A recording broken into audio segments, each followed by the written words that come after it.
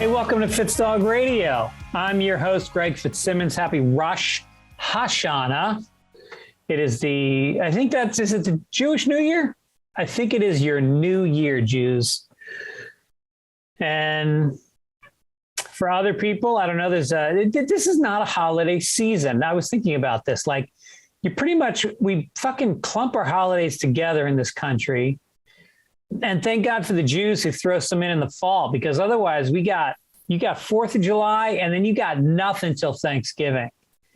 Unless, as my friend Brett Lean sent me a email message, which, by the way, you can always email me at fitzdog@gmail.com or go to the Fitzdog site and email me. He said the most common national celebration on earth is actually a holiday shared by 65 different countries on different days in each country on an annual basis, averaging out to being celebrated somewhere on the planet once every 6 days. What is the holiday? Independence from the British. Yes. Yes. Yes. Yes. Oh, come on, people. It's time. Who's left? Cayman Islands? Something in the British West Indies? Is there Australia? You're not part of them, right? Who do they have? The empire, the sun never set on the British Empire. And now you got to catch the sun from about 1 to 1:15 for it to be shining on the British Empire. Good riddance, British. I miss my mouse in my office. By the way, I have this cut on my chin. If you're looking at it, I was shaving a couple days ago, and I have this scar on my chin from where my brother pushed me into a wall and cracked my chin open when I was little. And the scar is so deep that it's still, when I shave, it still sometimes catches and rips a giant fucking scab. So that's what I'm dealing with right now. I was driving yesterday and I looked at a car, and it was a BMW. I can't remember what the letters were on it. And I thought to myself, BMW, they're always trying to outdo themselves. It started out with like the 300 series. Then there was the 500, 550, 570, and then the 700, 730. And like, cars get very kind of braggadocious. They're trying to tell you what the car has got. You know, those letters and numbers on the back. Like it's an LX, which usually means like the luxury edition of something. Or they have a T for turbo. Ooh, good for you. Do you have a V8? Wow, that's a big engine. You were in LA, pal. That means you're going to get to that red light 100 yards ahead of us faster than I will. Congratulations. AWD. Oh, you got all-wheel drive? That's fantastic. Good for you. Why do I need to know that? Why are you advertising that to me? And so I was thinking, what if instead of the car, you have to put letters on there about who's driving the car? How about that? Like it should say ADD. And then I know you have ADD. I know that when the light turns green, if that car doesn't move, I got to honk to snap you out of your fucking distraction. Or if it's NRA, don't honk the horn. Ever. Leave it alone. It's a smart thing to do. Put an NRA sticker. Even if you're not a member of the NRA, just people will leave you the fuck alone. Put an MMA and an NRA bumper sticker on your car. Then you got the guy, 2.5. This guy's got 2.5 liters written on the back of his car. What the fuck do I care how big his gas tank is? First of all, I don't think that's going to get him very far. 2.5 liters? I've got like a 15-gallon. Oh, I get it. That's the size of the engine. Stupid joke. Anyway, this is a bit I'm thinking about. What about, I'm going to work on that. I got some spots this week. If you're around, you want to come see me, I'll be at the Comedy Store Wednesday, Thursday, Saturday. I will be at, I don't know, just just come out, come to the store. That's the place to come out. That's a fun place to see a show. What else? Do I seem depressed? Kind of going through a little depression. I don't know if it's seasonal. It shouldn't be because it's actually like in the 70s here in LA. But I'm feeling a little stuck in the mud, pushing my way through it, trying to work out, trying to stay focused, but fading. Got some nice emails from you guys. A couple people came out and saw me in Golden, Colorado last weekend. That was fun as shit. A guy said that I mentioned mountain biking on Table Mountain. He said, I assume you walk the bike. Not to be ashamed at all. I'm a dedicated trail runner and recently started mountain biking. Any of the hills up north Table Mountain are motherfuckers, especially the main fire road. And then some of the downhills are extremely treacherous too. Glad you got to enjoy our unique little mountain suburb. You killed it. Thanks, Ryan. No, I wrote it. I fucking wrote it. First of all, I got to give some of the credit to the bicycle, because the guy at the bike shop gave me this super high-end mountain bike with these really fat tires. And I do bike a lot in LA, not a mountain bike, but a regular bike. So I got my, but it was fun. I'm going to definitely get into mountain biking.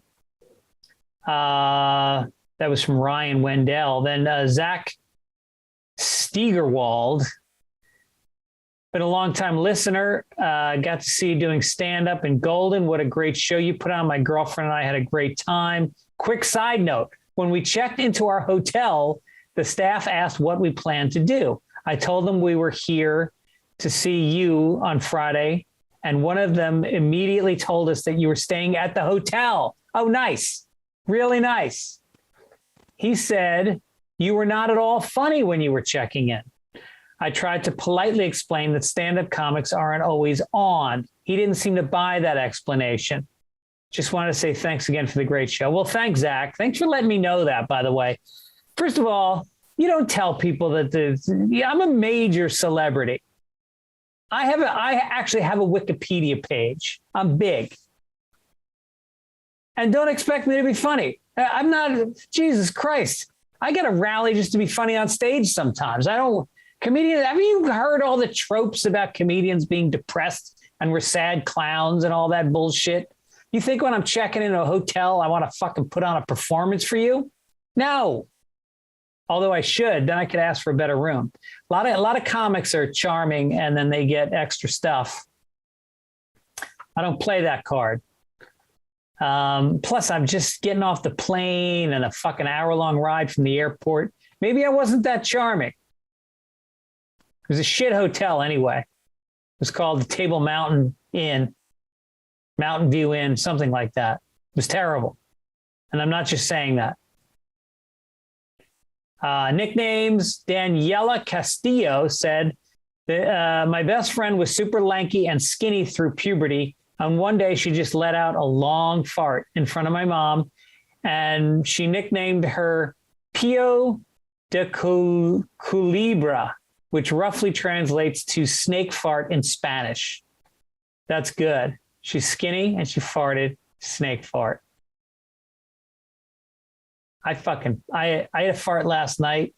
I'm telling you, I got into bed and I felt the rumbling in the belly and I held it back briefly. I let it build up. That's the key to a good fart, is you don't just go letting it out when it feels like coming out. You get it in a little headlock and you push it back and you let it collect itself and you let it build up the pressure. And then you release it and you get a nice little explosion. And I got a good rumble in the ass cheeks, good heat, felt the heat come across the taint. And then the smell was extraordinary. Fucking didn't wake my wife up. She was up, but there was some name calling after that. So maybe I need a farting nickname. Speaking of taint strips and balls, my sponsor today are the fine people over at Manscaped. They're going to let you get your shit together. Is it getting rough down there? Are there long ones they're sneaking out of the elastic of your underwear? Are you having sex with people that are then pulling hair out of their mouth? Well, don't do it, boys. The 4th generation performance package is here. Join 2 million men worldwide using Manscaped by going to manscaped.com for 20% off plus free shipping with the code Fitzdog. Plus there's more. I'll tell you about more that you can get later. But listen, I was not a big shaver. First of all, I never had the guts to take a razor and rub it across my fucking pimply, chicken skinned, veiny ball sack. That's not happening. That's a cut waiting to happen. And what are you going to do then? No. So I let it grow. And I was in my 40s before I started grooming. And it was at the request of my wife. And now Manscaped sent me this whole this performance package 4.0. It's got the lawnmower 4.0 trimmer, weed whacker for the nose and the hair, the nose and the ear, crop preserver ball deodorant, crop reviver toner, performance boxer briefs, and a travel bag for free. So get involved. This it's using skin safe technology. It's got a 4,000K LED spotlight on the buzzer. So say you want to do it at night. Maybe you don't want anyone knowing you're shaving your balls. You sneak into the darkness of the night with your headlight. It's got high beams too. You can flash the high beams if there's another set of balls coming towards you. What else? It's got a 9,000 RPM motor-powered 360-degree rotary dual-blade system to provide proprietary skin-safe technology. All right, let's just say this is advanced technology, okay? There's a lot to wrap your head around with this package. The ball deodorant is nice, especially in the summer. It's still the summer. Give your balls a boost and use the crop reviver. Boxers and the travel bag come free. Get 20% off plus free shipping with the code Fitzdog, Fitzdog, at manscaped.com. That's 20% off plus free shipping with the code Fitzdog at manscaped.com. Make your balls a priority this fall, men. Choose Manscaped. Your balls will thank you. That's right. Okay, listen, let's get to it. My guest, who I spoke with last week, is a doll. I say that in the most rat packy, old school kind of guy way. She's an Irish woman after my own heart. And you know her from SNL. She was in Men in Black, Fever Pitch, Daddy Daycare, The Negotiator, Striptease, Forrest Gump. She's been in Seinfeld, 30 Rock, Billions. She's got this new series out called Love Life on HBO. She just wrote and produced a movie that is coming out called Rushed. And just last night, I was watching a movie on Amazon Prime called We Need to Talk About Kevin. And all of a sudden she popped up in it. Isn't that weird? Just out of the blue. She's in that movie too. She's super talented. We had a great hang. I know you're going to enjoy it. Here is my chat with the lovely Siobhan Fallon Hogan. Enjoy.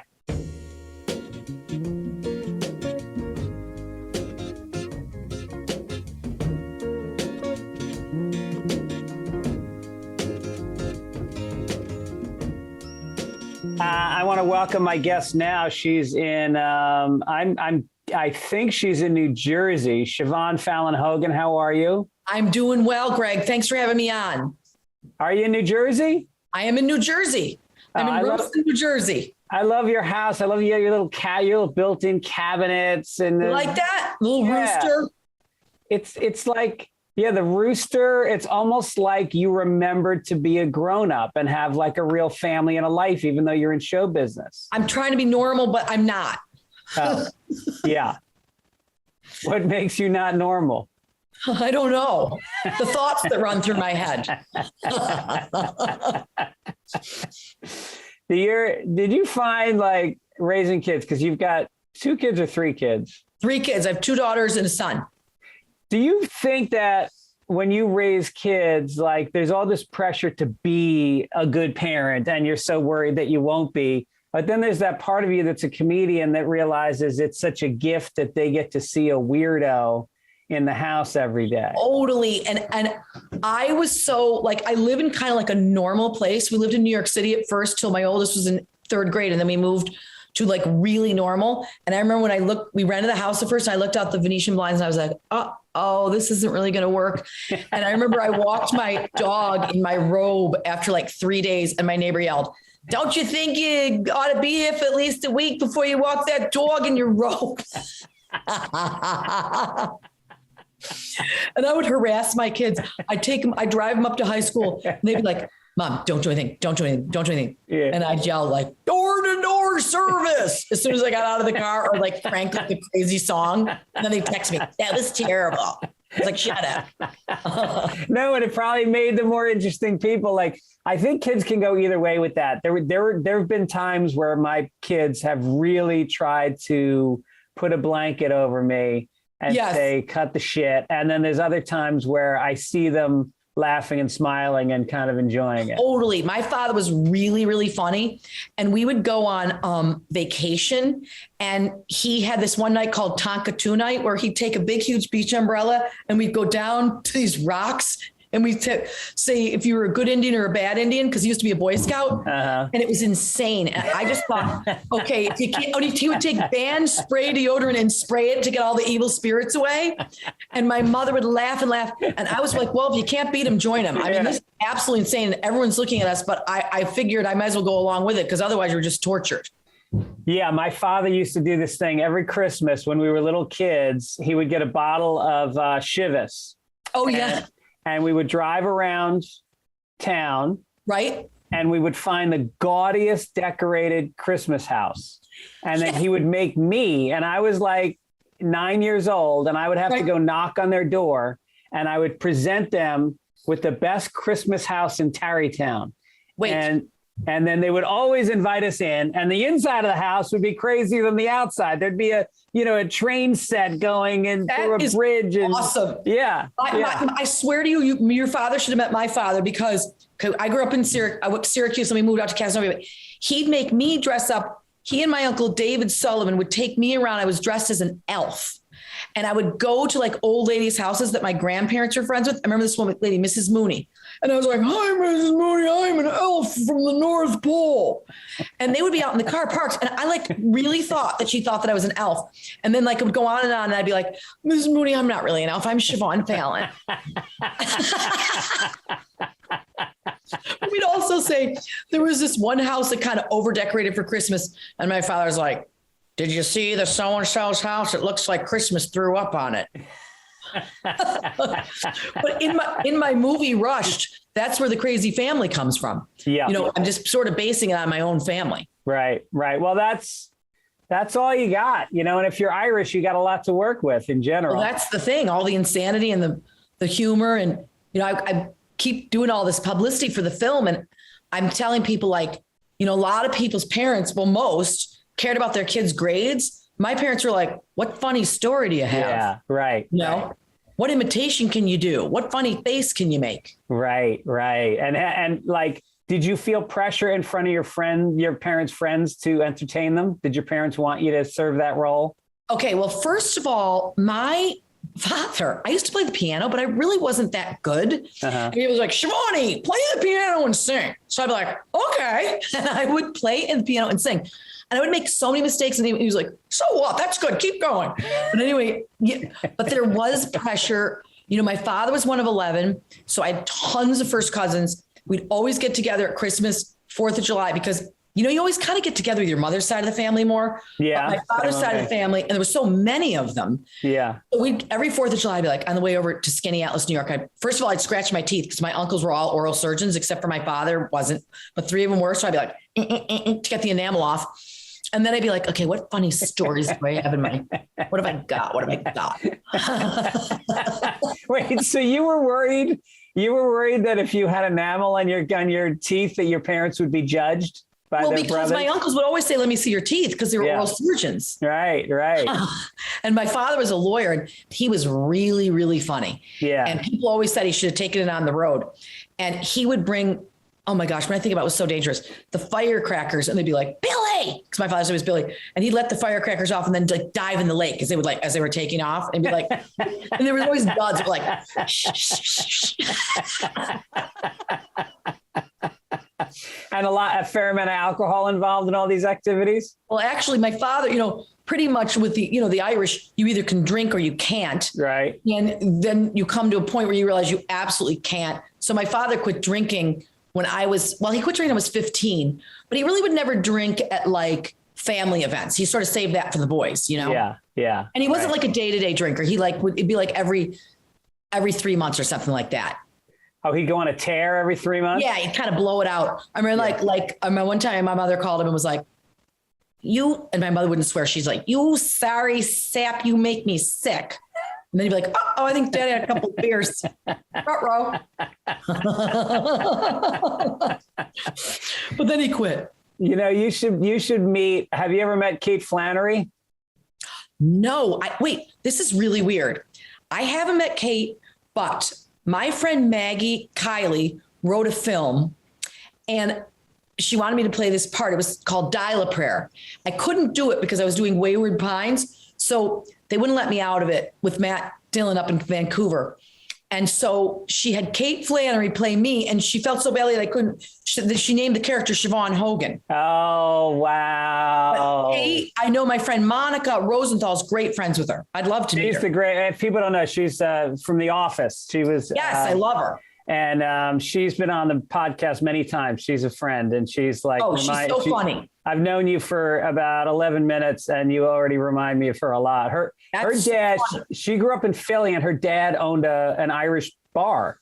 Really? So she literally spent her life going to this bar, as a kid. I don't know if you ever read Pete Hamill's book, A Drinking Life. I didn't, but I'd like to read it. He's another New York reporter, right? Yes, like your daughter. Yeah, he was actually the editor of the New York Post for a little while. Or no, the Daily News. He was the editor. And my Aunt Beth Fallon worked at the Daily News, had her own column for years and years and years. She died at 63 because she smoked her face off, but she was the first female City Hall bureau chief. And now my daughter Bernadette Hogan was just made the first Albany bureau chief at 26 years old. That's amazing. I just talked to her. It wasn't on this podcast, but I just got to speak with her for a few minutes before. Yeah. So is that difficult for her? Because the Post can be a little bit, at the editorial side, it can be a little bit heavy handed. I mean, it's a Murdoch paper, and sometimes people feel hemmed in a little bit. I'll tell you what, I think the reason why they really like her is because she doesn't play sides at all. She's just a straight shooter reporter, right? And she does not play any politics whatsoever. Right. And did she go to journalism school? She did not. She went to Marist College in Poughkeepsie, and she never had a book out of her hand. And neither did my Aunt Beth Fallon. By the way, I am not a reader at all. So it was all because of my husband, and because he's a New Yorker, and his family owned the White Horse Tavern. And are you serious? Yes. Wow. Where Dylan Thomas died. It's like one of the oldest bars. It might be the oldest bar in New York City. The second oldest. Here's the thing. I don't know what the first one is because I've told that story so many times. I don't know what the first oldest was. So anyway, so they owned the White Horse Tavern, and he was one of 7. And he was like, my poor mother, she never had a chance to read a Shakespeare or anything. So we have 3 kids only. And he really educated the kids. And Bernadette really just was such a reader, just like a sponge. So when she got to Marist, she became the editor of the newspaper. Wow. And so, yeah. And then she went to New York, and she only went for a summer. She didn't like it. She's very outdoorsy and rides horses. And she worked at Spectrum News, and they offered her a job for the summer after her internship. She said, I don't like New York. And they said, well, you could go up to Albany. She was up there maybe 6 months when she got promoted. At 23, this guy was offered, who was a big deal in his 40s for this position at the New York Post. He said, I don't want it, because he was on camera and making a lot of money. So they said, well, what about, but he said, this kid, Bernadette Hogan's really something. So they thought it was like her boss called her. He didn't even have the editors come in because he's like, what's the deal with this girl? She's 23. So they said to her, Bernadette, her question was, why do you think you'd be great at the New York Post? Well, she's nothing like me, very sophisticated. Well, I think that I resonate with the tri-state because my mother is from upstate. My father's family owned the White Horse Tavern, and I've spent a lot of time in New Jersey. And he was like, oh, let's call the other men in. So he had the other editors come in. Oh my God. And then she went and she broke the story about the nursing homes. She broke the story about the nursing homes. She also was big she had 3 covers when Cuomo went down. Well, that story about the nursing homes, if people don't know it, basically Cuomo was burying information about COVID deaths at the nursing homes in upstate New York. And it caused, not inadvertently at all, caused probably a number of deaths because of it. Many, because what happened was Bernadette met all the children of these people in the nursing homes. And they're like, you please help us. We need a voice. So she gave them a huge voice. And they were putting people, they had this big ship waiting there, that they could have put so many patients on. And instead they sent them back into the nursing homes when they had COVID. Yeah. Right. Terrible. Right, because they didn't want to report the numbers because that would have cut into funding, or there was politics involved, like there has been with a lot of the dealing with COVID. Yeah. Well, that's the way, I guess, politics, and actually circling back to my movie in Rushed, it's about a fraternity hazing incident, and the mom tries to take the right route and go, the right channels through senators. And there's so many politics in that as well. Yeah. Oh. Right. Yeah. Now, listen, as long as we're circling back to Rush, let's talk about it a little bit. Listen, my father, I said, actors are egomaniacs. Can we please stop talking about my daughter? Let's talk about me. You should have put your daughter in the movie. Then you could have killed 2 birds. I have one daughter in it. She plays Jake Weary from Animal Kingdom's girlfriend. And my son, Peter, plays a bad boy fraternity boy in it. Bernadette was in it and she was cut. She was in his order. But I figured she was too successful anyway. Like Irish families, you got to bring people down a little bit. Absolutely. We didn't want her to have a swelled head. No, siblings in Irish families I remember I was the favorite child in my family. How many in your family? It was 3 of us, and we Irish twins, me and my brother. I did my ancestor DNA test. It just came back at 99% Irish. Oh, listen, I always say I'd be a thoroughbred. If I was a horse, I'd go for top dollar because my line is pure Irish. Yeah. But then they would get duped because I'm the worst athlete. And they'd be like, why'd I buy this horse? It's a thoroughbred, but she's terrible.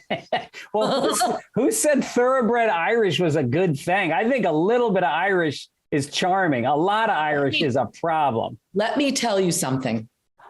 So my kids, this movie Rushed came from me lying in bed and worrying about my kids going out at night because they're 3 wild Irish rovers, right? Yeah. So I said to my husband at one point, they should maybe sue us because, really you shouldn't, this is a lethal combination because we're both Irish. Yeah. So there's a period where your kids go through like a cuckoo stage where you're like, hi, I looked in your room and I saw the pillows that that I thought were a body, but I pulled that trick too. So don't think I'm stupid. Right. Yeah.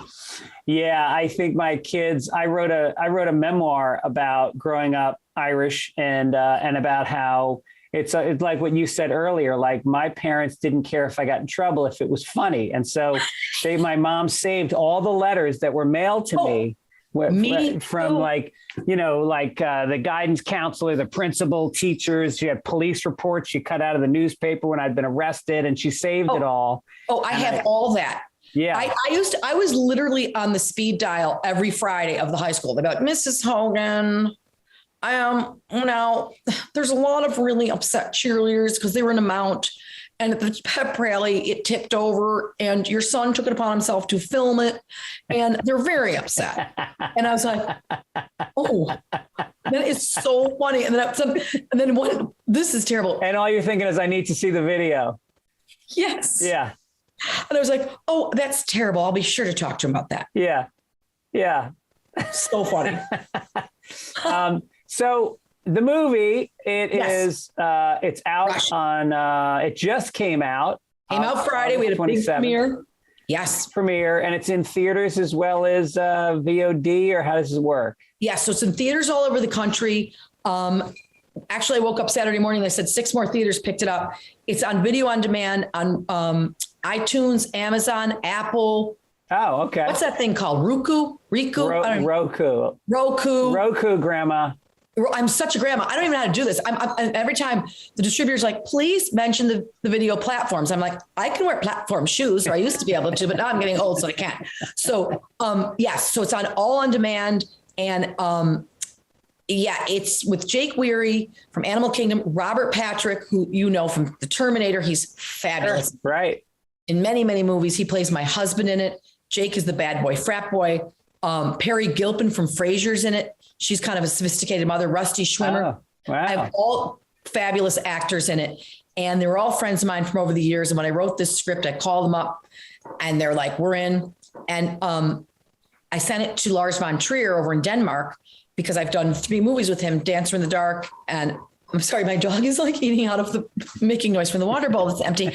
Lars von Trier co-produced it. His company's Entropa, because I did Dancer in the Dark with Bjork that won the Cannes Film Festival. And I did Dogville with Nicole Kidman and Lauren Bacall. And I did just did The House that Jack Built with Matt Dillon. So anyway, they co-produced it, and yeah, it's getting great reviews. If you go on Rotten Tomatoes, it's like 90%.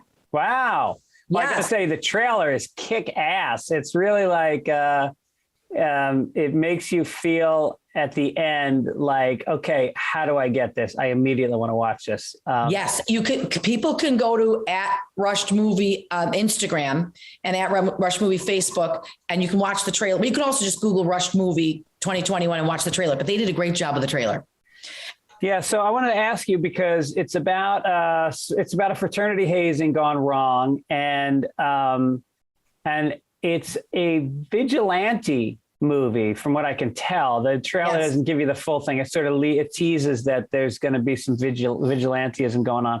What is it about vigilante movies that's so satisfying for audiences? And do you think more so now than ever? Well, I think they're really satisfying because when someone really crosses you and really is in the wrong, you're like, go after that guy or girl. And when it's a mother going after a frat boy, you go toe to toe. That's not like people are like, that's a little odd. But, and I think usually you see like guys doing it, but to see a mother do it is like little off the charts. Yeah. I think that's where my Irish temper comes in. My sisters always used to say, you have that red hair, you're like a psycho. Yeah. Your temper is so much worse. But I think that, you want to see the wrong, the wrong be corrected. And if no one will help you, take the law into your own hands kind of theme is sort of attractive to an audience. Yeah. Did you have experiences like that with any of your kids where you feel like you went above and beyond to try to right a wrong for them? Big time. I was like, there was a teacher that was fired from the Catholic school my kids went to. And I really was against it. She was the greatest lady ever. So I organized 200 of my closest friends to get in a car, like a car caravan with signs. And we went by the school and laid on the horn because they were firing her for all the wrong reasons. And during the school day, you did this? It was through the school day, but I got the kids to skip. And so I was in the front. I swear to you, I felt like I was like Bonnie and Clyde, and my daughter Sinead with me, and she was like, "This is so fun." And there was a pickup truck of boys because the school I went to 8th grade who had graduated. They were high school boys, and they were in a truck behind us, dressed as the devil with pitchforks. And then another time, I really went after the high school because my son was a really bad student, and he loved guacamole. So I made him guacamole one night, but I knew the avocados were kind of bad, but I was like, screw it. I don't care. So I put a little mayonnaise in it, and he got food poisoning really badly. So I was at the hospital. I was like, let me just take a read of this book he's been reading. Yeah. And it was the filthiest, most disgusting, sickening book I've ever come across. And it wasn't even by a good author. And it was an Irish author. And I was like, there are so many great Irish playwrights, authors. Why in God's name would you choose this? So I just put the lines from it. It was like literally porn on the computer. And I sent it out to everybody I knew. I was like, just wondering if any of you have read what your children are reading at the school. And it was repulsive. So this book was assigned by the school. Assigned. And the boys and girls would read it out loud. The guy was a perv. So I got all these parents together, and that was about another big scene. What was the book? It was called, it was by Cal. Oh God, I can't remember the name of it. This is the thing I said. I remember each person said their thing, and I said, I am not only insulted as a mother, I am not only insulted as a parent, I am insulted as an Irish person, because why would you pick this horrific book by this unknown nobody? Yeah. And I remember I asked oh my gosh, it's going on in my head. He's literally my favorite director who directed In the Name of the Father and My Left Foot. Oh, yeah. Oh my God. Can you believe I'm forgetting? Yeah. Best director ever. James Sheridan? Yes, Jim Sheridan. I go, Jim. I met him in Syracuse. I said, can I ask you, have you ever heard? He goes, oh, Siobhan, here's a nobody. Why would they read that book? That's terrible. Why wouldn't they read James Joyce? Or I said, exactly.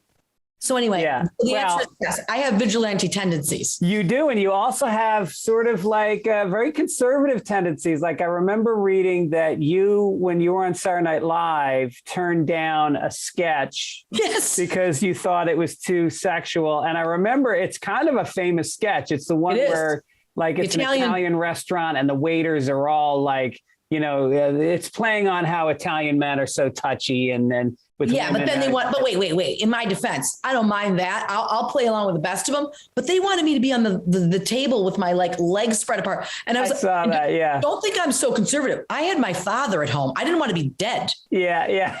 You know, like I was like, hey, listen, you know, I know it's really great to be on national TV and I know you want me to play this role, but here's the thing. Yeah. My father will kill me. When I was on Seinfeld and I had to do the African dance with Kramer and I had to come out of his bedroom, I thought, oh, this is going to be risky. I'm going to hear about this from home. But yeah. Have they ever called you on stuff that you've done, your parents? In 5th grade, I was in a play called The Fairy Godmother and I had to wear a short skirt and my father was like, that's it. Because I was going to public school. He's like, you're out of there. We're pulling you out of there. You're going to Catholic school. Like, look. In the movie, I say in Rushed, I say to the girls, put down your skirts. You look like hookers. Yeah. Yeah. Oh, that's funny. Yeah. I think my mother struggles with that because I think I married my wife is half Irish and half Jewish, but she's very much, but she's Jewish though. That's a good combination. Yeah, it is. Funny kids. Yeah, we have very, very funny kids, but I think that I was raised like you, like very much like that's inappropriate. That's not cool. And my wife was raised Upper West Side Jewish, like whatever. Her father was a liberal professor. And, you know, it was a very sexually open time for her parents and they explored it. And so anyway, like my kids are being raised by me, and I tend to be not as conservative as you, but I definitely default to like, you don't curse, kids don't curse until they're 21. And, you know, like there's certain parts of me that is still like I want my daughter, like she played golf the other day and I'm like, did you wear a skirt? Did you wear a golf shirt? Oh, great. You know, so, but then my wife is like, my wife curses and oh, listen, I curse like crazy. I don't even know who I am. I'm like, I don't make any sense, you know, and I will tell you though, my daughter, Sinead, who's in the movie, plays Jake Weir's girlfriend. She's like, how old is she? She's 19. Okay. So she has like blonde hair and she's got a really deep voice. Like she can do a really good imitation of Janis Joplin. And she has really cool taste in music. Like she loves the Rolling Stones. She loves Bob Dylan. She loves the Dead. I'm like the biggest nerd. So what's my point? Oh, so my kids, because I did all these movies in Denmark and Sweden with Lars von Trier, you know, they're totally comfortable with their bodies and they walk around like they do a lot of indoor swimming because it's so deadly over there in the winter. Yeah. You know, the sun's only out for like 5 hours. So they'd be like, all right, the cast is going to go to the pool. We have the open pool night tonight for the whole cast and crew. And they'd be just walking around stark naked. No. Oh yeah. They're so comfortable with their bodies. And so Bernadette, actually the one who's a journalist, so one time she turned 7 over there. So you know, when you have like a newborn baby and you're like a 3-year-old, you think your 7-year-old's like 20 because they're like, she can stay with us and swim if you want to take the baby home. So it's like, okay. So I leave her. She comes home. She's like, oh my God, Mom, what happened? I said, oh my God. Pia lost her contact and they were all looking on the ground for it. Naked.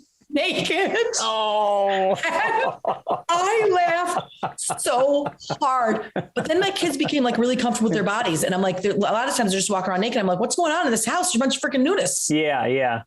That's how my house is. There's a lot of nudity going on. Not me, but everybody else. Yeah. And Sinead too, like at church, like I'm a reader. Well, they asked me to be a reader this summer. I really don't like being a reader in church because I'm comfortable performing, but I'm not really comfortable being a reader. And, like don't prepare for things, like your podcast, I thought was at 3:30 and it was at 3. And so I was like, oh my God, when my alarm went off. So I could be up on the altar and they're like, it's like, and then they came from Zebediah and Ickaniah and Shekabah. And I will literally skip it. I'll be like, and then they came from, and I'm like, oh my God, I don't know how to say this. I'm like, Israel. But my family is late for everything. And so when you're a reader, you have to sit in the front row. So I started like dressing nicely because I'm a reader. I want to be like respectful.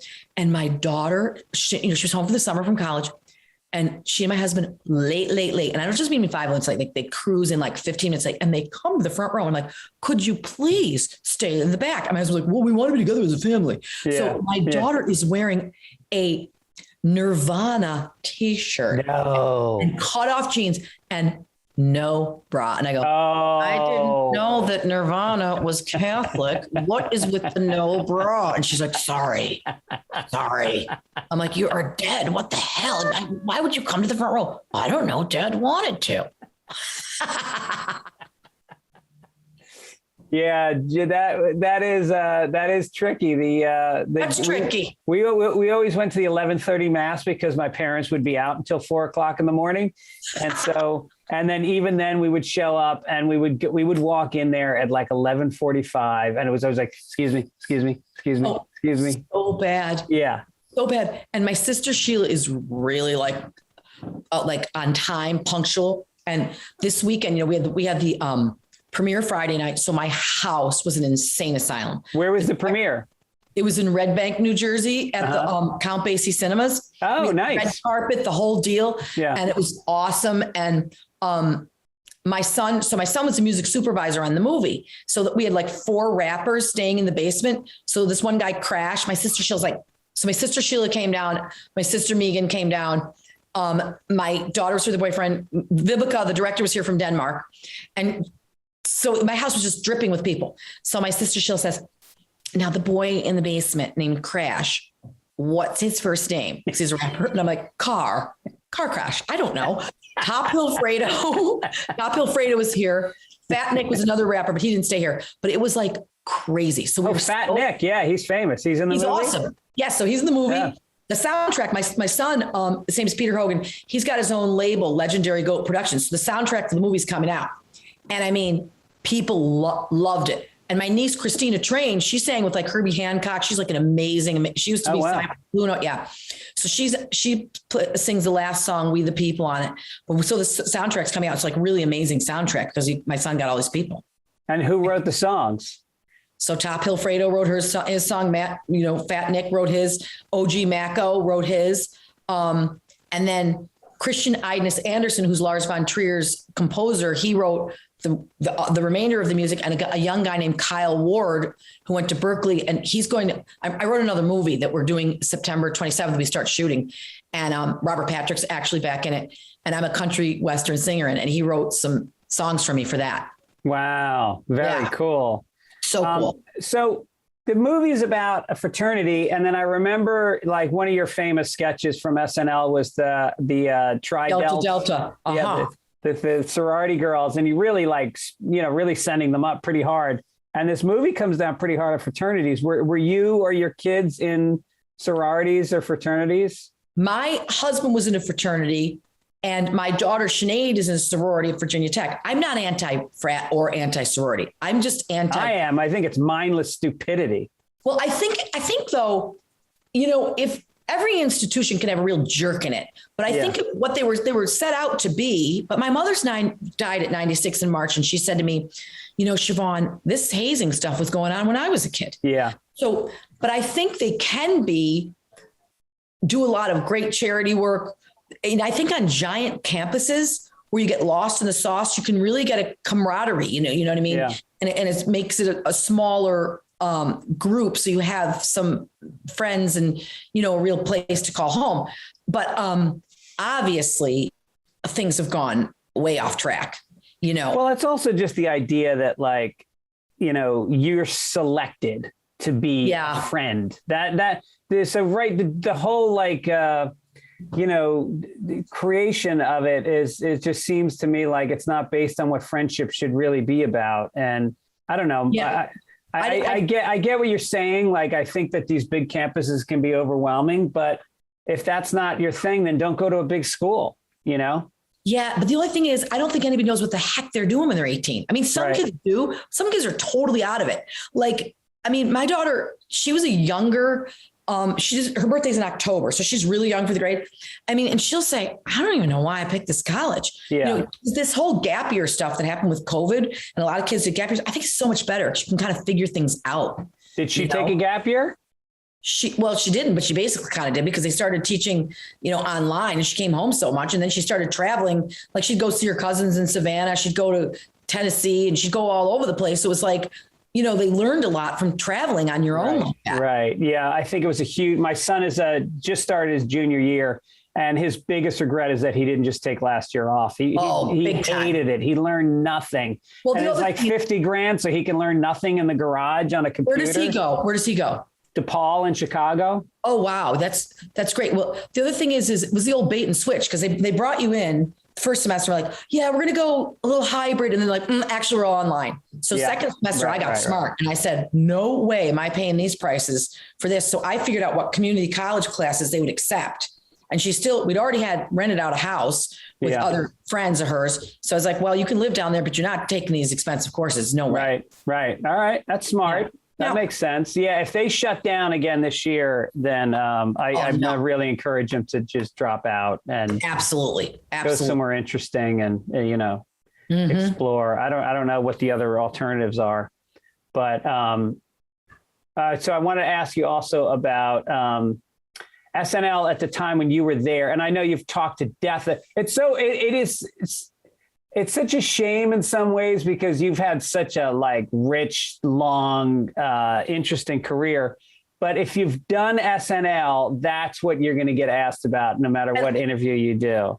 Absolutely. And you know what? Honestly, I am so grateful for SNL because, I mean, that's what I wanted to do. I dreamed and dreamed of it. And then you get there and you're like, oh my God, I achieved what I wanted to do. And it opened so many doors for me. But honestly, I was kind of a loser on it. As 99% of the people are when they're on the cast of that show. Yeah. And listen, I'm not a stand-up comic. I'm an actress.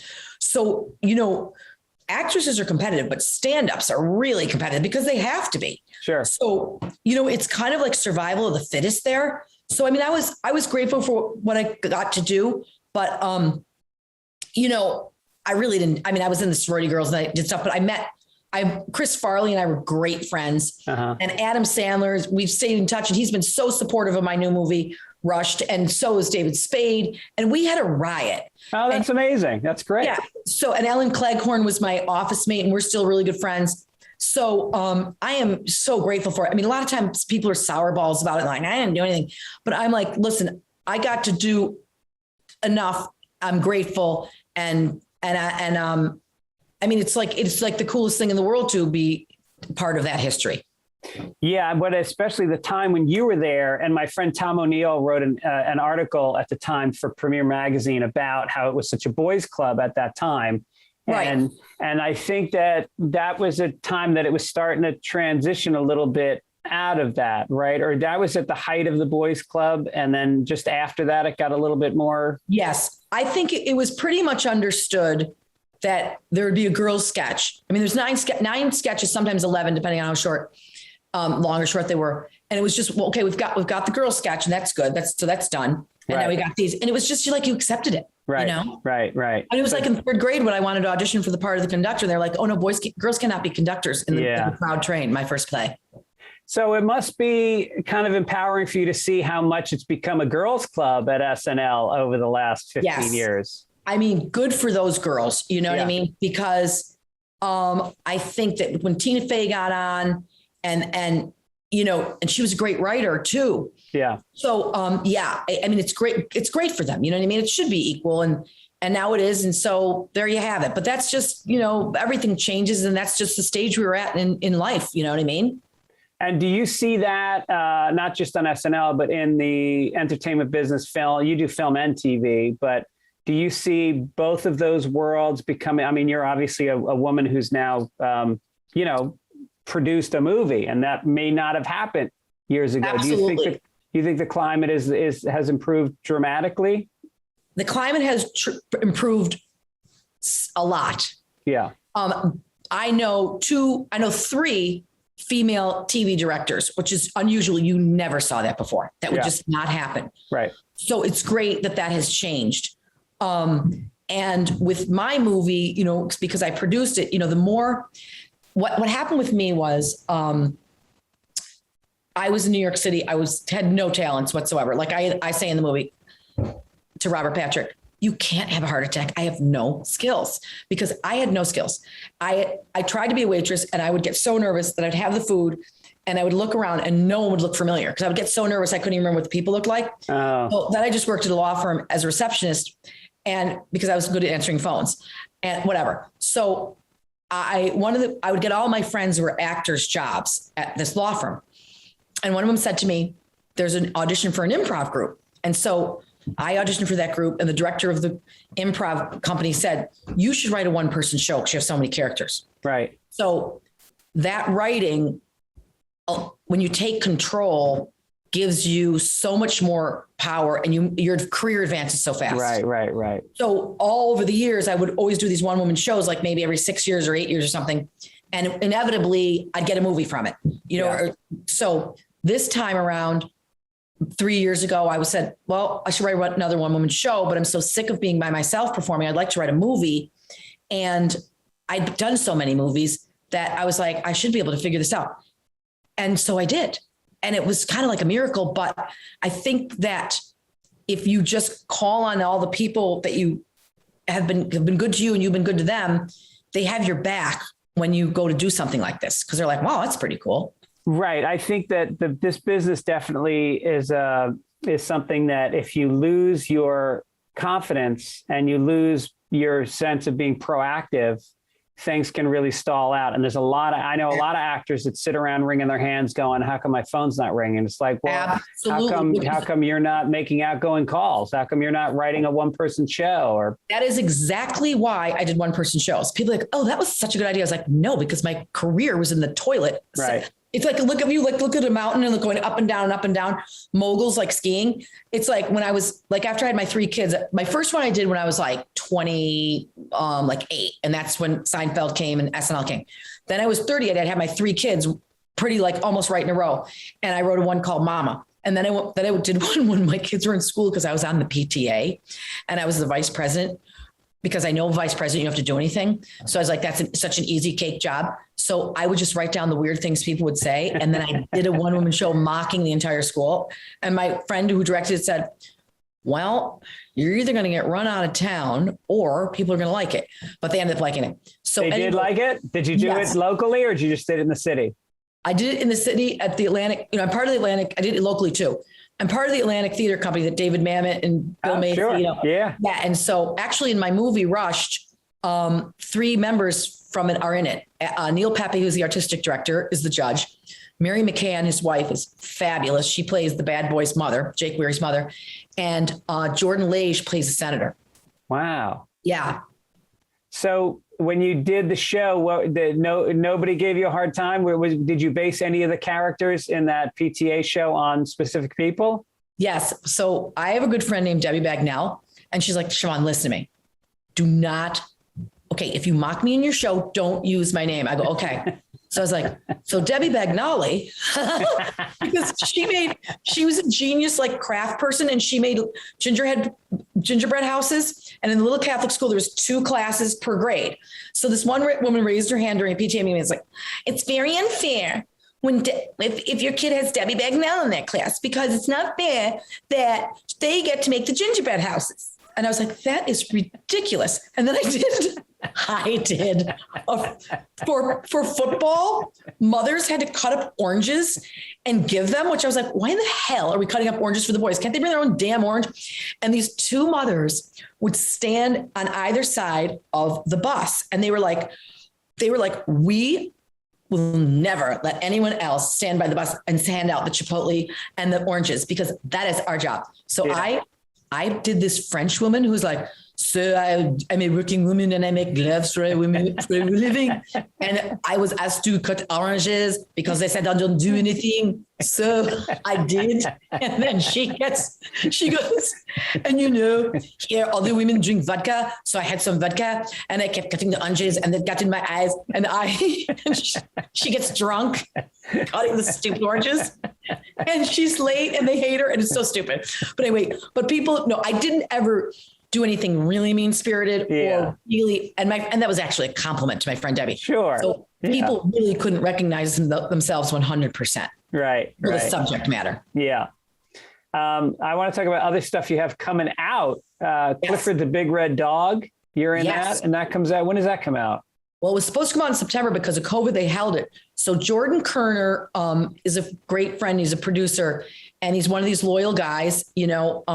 Lorne Michaels actually too. After SNL, he cast me in Baby Mama. I was a boofing specialist with a speech impairment. My bag of tricks. The poemium. Yeah. It's so quick.